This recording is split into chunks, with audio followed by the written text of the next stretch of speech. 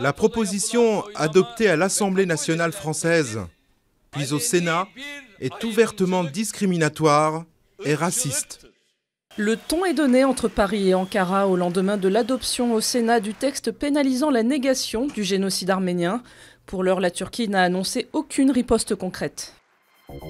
Le bruit des explosions et des fusillades résonne de nouveau à Kano, au nord du Nigeria. Mardi, l'armée a mené une nouvelle opération contre des membres présumés de Boko Haram. Vendredi dernier à Kano, les attaques lancées par ce groupe islamiste ont fait au moins 185 morts. L'annulation pure et simple des poursuites, c'est ce que demandent la défense et le parquet au premier jour du procès du juge espagnol Baltasar Garzón. À l'origine du procès, 2 associations d'extrême droite qui l'accusent d'avoir enfreint une loi d'amnistie en enquêtant sur le sort des disparus du franquisme. Plusieurs organisations de défense des droits de l'homme soutiennent le magistrat. Début des opérations de pompage, 11 jours après le naufrage du Costa Concordia. Les réservoirs du paquebot contiennent 2400 tonnes de carburant, une menace pour l'environnement de l'île italienne du Giglio.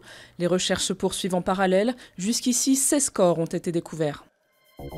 Jamais film muet français n'a fait autant parler de lui. The Artist de Michel Hazanavicius a récolté 10 nominations aux Oscars, notamment dans les catégories du meilleur film et du meilleur acteur pour Jean Dujardin. C'est seulement une de moins que le Hugo Cabret du géant Martin Scorsese. Quoi qu'il arrive le 26 février à Los Angeles, c'est un record pour un film Frenchy. Chapeau l'artiste.